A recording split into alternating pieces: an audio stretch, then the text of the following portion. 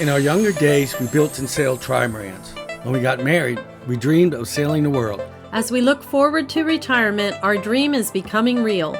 We chose a Seawind catamaran, or maybe she chose us. And after a lifetime of dreams, our boat finally arrived. We are shaking her out in the Chesapeake Bay and along the mid-Atlantic coast.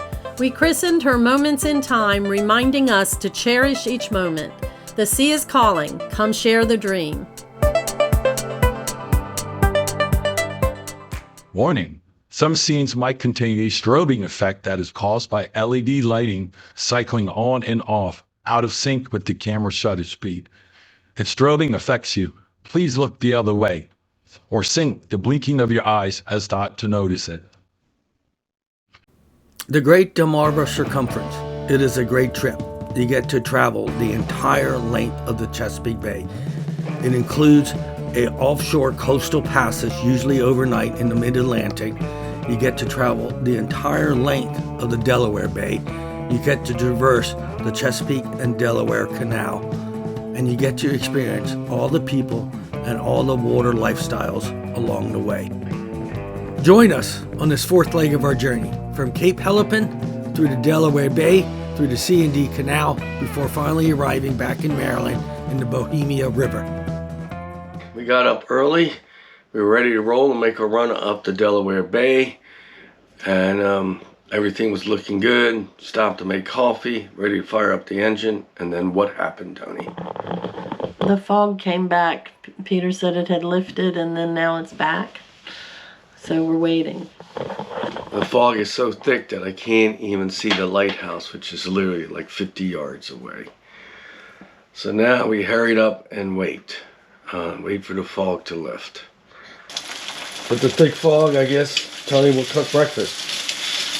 What are you making? Peter never wants to eat, but like when we're underway, it's going to be harder, and might as well get food in our stomach.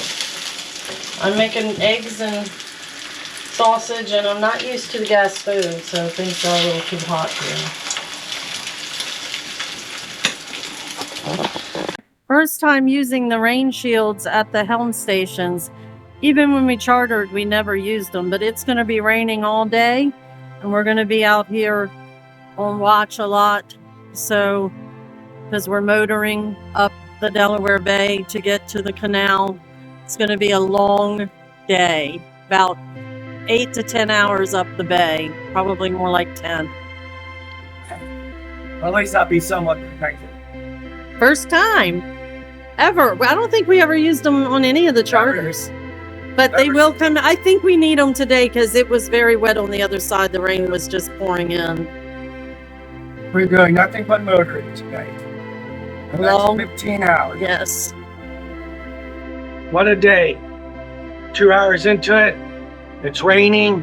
We're motoring. We're going to be motoring all day, probably 15 hours. And now the fog has come back.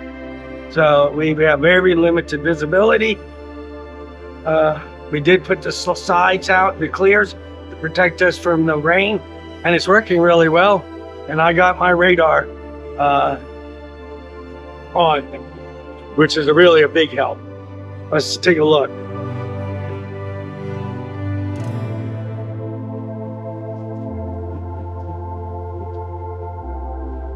Here are the slides, clear slides. And they do keep a lot of the rain off you. Keep the wind off you too.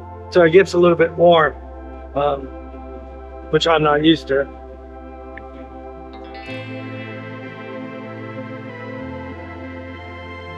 And that's our visibility.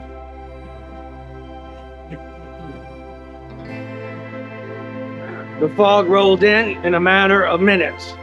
I could see the shore and everything just fine. I looked down at my phone at the weather report, looked up, and the fog was here. Kind of reminds you of that scary horror film of the 70s, The Fog. Let's hope nothing bad happens.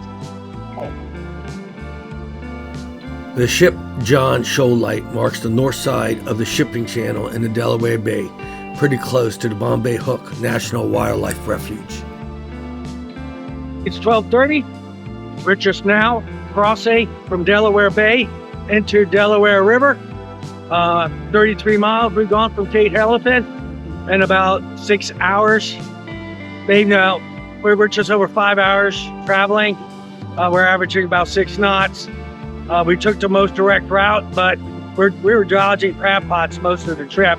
But we're entering the channel, or the outskirts of the channel. Should be a little bit easier. Weather-wise, it's been bouts of pouring rain and then drizzle.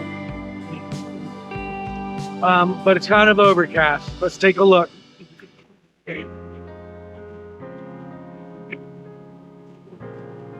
This is a St. Francis 49 50-foot catamaran. Her name was Skimmer. She taught us a valuable lesson. She started out behind us but soon surpassed us. Don't underestimate the power of motor sailing. Tony and I unfurled our jib and actually received a knot and a half more speed. It's a nice boat. Yeah. Although I don't know that I like the high. I don't like the high sea. This is the first time I really got to test the radar. I love it. I found a lot of boats that I couldn't see with the naked eye, and they weren't squawking. Most of the watermen boats. Watermen don't like to squawk on AIS. Somebody might find out their secret fishing spots or crab locations. But the radar, can't hide from the radar. Onward and forward. Tony and I were amazed at the amount of shipping in the Delaware Bay and the Delaware River. Most of these ships go up to Philadelphia. They come through the canal heading to Baltimore. Way busier than the Chesapeake Bay. And the Delaware Bay shipping channel is so narrow that you had to keep a constant eye out for these ships. This is the Salem Nuclear Power Plant in New Jersey. Just entering the C&D Canal, baby! Smile, we made it. Those ships ran over us. But I don't see the flashing green light that says we can go in. I see no flashing red light that says we can't. Our first C&D bridge heading westbound.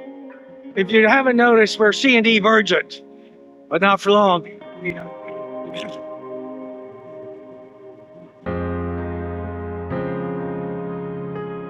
Oh no, Admiral Tony says we're going to hit. What a depth perception issue. Ah!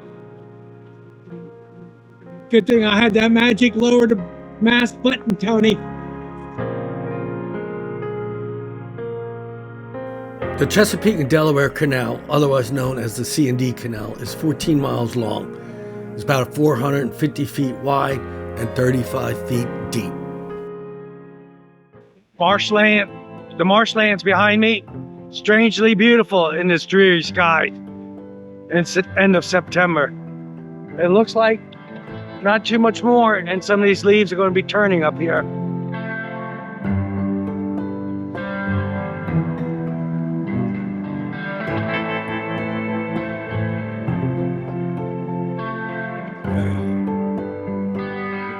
We're at the railroad bridge on the C&D Canal.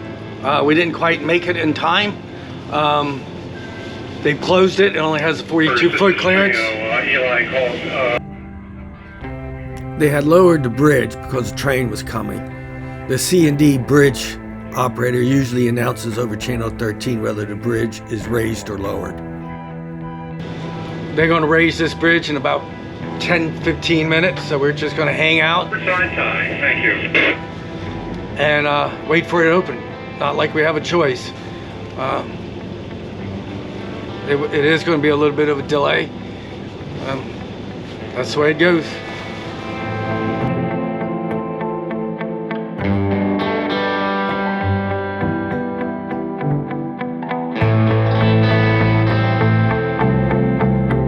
Tony was happy that the bridge was closed. She wanted to see it open.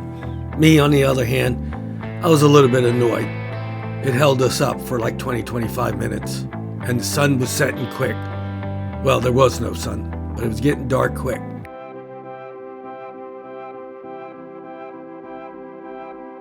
C&D Canal River is fully open. C&D Canal River is fully open. Tony and I hoped our timing would be better when we hit Chesapeake City. We wanted to tie up and get something to eat. We're going past Chesapeake City. We had to wait for that bridge, so we lost some time there. But what has to be concerned is we're seeing a little bit of white smoke coming out of the exhaust. So we have to look into that. Hopefully it's nothing too serious. Chesapeake City is a quaint little town. I wish we had more time and better weather to stop and explore. We will definitely come back and visit this place again. This was the last bridge we were to go under.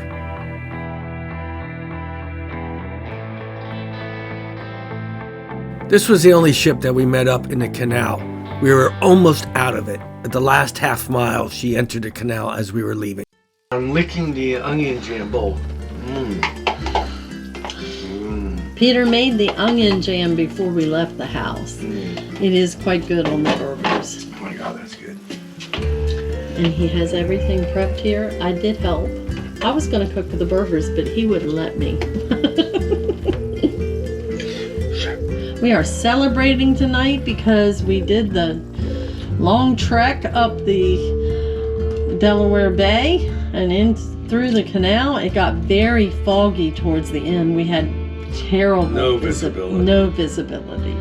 And then coming out of the canal, it was very late. It was probably like 6. What time did we say we left the canal? About 6:40 maybe. And because of the fog, it was getting very dark, and we pretty much anchored in the dark around 7. We saw 2 boats. One motorboat passed us in the canal, and right before the end, within the last half mile, a big old cargo ship passed us, heading east as we were coming out in the west. Other than that, it was quite uneventful. And another bigger catamaran passed us in the Delaware Bay. Underpowered. They had bigger engines. That's the story I'm sticking to. I am too. And when we came out of the canal, they were anchored at the spot we picked, which is not mentioned anywhere. Veazy Code, people. It's right on the Maryland side, almost just outside of the exit, as you're exiting the canal. It's on the Bohemia River, which is more like a creek. But yeah, nice, safe little spot, and you don't have to go all the way down to Turkey Point, which everybody talks about. So there's a tip. And what are we having? We are having burgers, onion. What are we having? Burgers. We're having bagasse. Bagasse. This is It is hamburger. onion This jam, is a which Peter bagasse. made before we left the house, with ricotta cheese. We were supposed to have arugula, but we couldn't get it, so we had spinach, which is better for you anyway, probably, and some tomato on it. And we're going to add some chips, and that's our dinner for tonight. And we are celebrating because it was a long, almost 12-hour day. And we are through the canal and back into the Chesapeake. And we did not run into any cargo ships, even though there was hundreds of them coming out of Delaware Bay. Oh my gosh, there was a lot of traffic in the. It is a commercial. It really is a commercial estuary. Yeah, it was quite busy, far busier than we see in the Chesapeake Bay, believe it or not. Yes. But we had a wonderful time out on the ocean. A very, it was not a calm sea, but it wasn't terribly rough, I didn't think. I had worse time leaving Reedville from the Chesapeake, when we anchored in Reedville on the Chesapeake Bay. It was very choppy coming out. But did fine on the ocean. And then we were able to test out the Screecher on Thursday, so we stayed out on the ocean for a while to do that. And then we anchored. Where'd you drop, Peter?